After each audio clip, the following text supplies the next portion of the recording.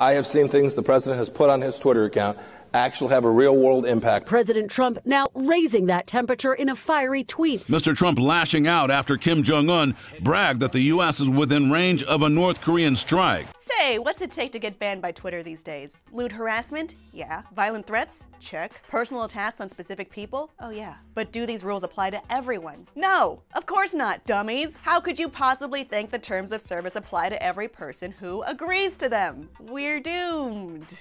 Donald Trump tweeted perhaps the most irresponsible tweet in history, and this is coming from the man who retweets debunked anti-Muslim videos and doesn't seem to understand the difference between weather and climate. Information available on children's websites. Why? It put lives in danger. Lives around the world. North Korean leader Kim Jong-un just stated that the nuclear button is on his desk at all times. Will someone from his depleted and food-starved regime please inform him that I too have a nuclear button, but it is a much bigger and more powerful one than his and my button works. Please. As much fun as it is to make fun of his use of the phrase, the button, and that's like comparing a sad doorknob to a slightly different doorknob that no one asked or cared about, this is horrible. While Trump is known for being erratic, juvenile, self-aggrandizing, attention-seeking, destructive, cruel, unpredictable, impulsive, and wildly unstable, Twitter is where he's the most erratic, juvenile, self-aggrandizing, attention-seeking, destructive, cruel, unpredictable, impulsive, and wildly unstable. Twitter has been sitting on their hands, messaging time and time again, oh, we've got to do better, and then completely, utterly failing to do better. By their own metrics, this clown should have been banned a long time ago. He's violated nearly every do not on the user agreement, short of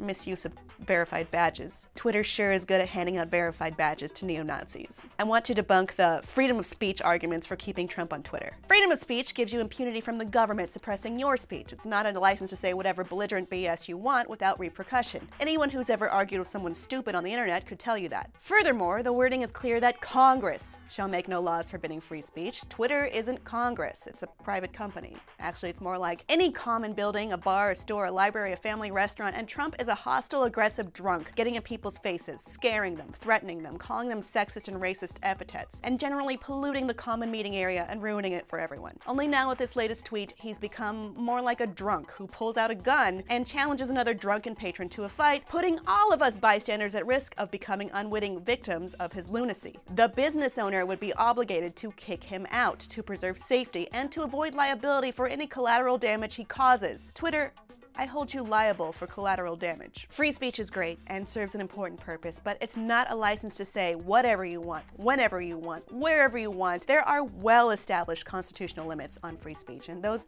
limits include restricting hate speech that seeks to drown out and marginalize all other voices. Twitter, Jack Dorsey, I know you're not stupid. You know the unprecedented destructive power of this overgrown, impulsive child with a compulsive need for attention and transparent desires for potence. What you are doing is cowardly. It's dangerous. How could you possibly ban people with a few thousand followers for harassment, but decline to stop someone much more influential who poses a much greater and much more imminent danger? That's like if you're Batman and the Joker threatens to shoot a bunch of people in the face right in front of you unless you stop him easily right now by pushing a button, but instead you turn around and arrest a jaywalker. You will never get the key to Gotham City, Twitter! When Twitter came up, Obama was president. It was unthinkable that a head of state would use a social media site to childishly taunt political opponents, families of US soldiers, perceived enemies, or another deeply unstable head of state. We now live in unthinkable times. And while we're on the topic, I also want to debunk the argument often used by assholes who can't think 2 seconds into the future, who say, stay in your lane. A lot of normal people, myself included, who under more typical circumstances would remain silent on many so-called political issues, are now choosing to speak out. We live in a time when corporations get priority over people, where white supremacists feel justified, where bigotry is rampant, corruption goes unchecked, where people are marginalized and bullied for the circumstances of their birth. You want to survive? To push back?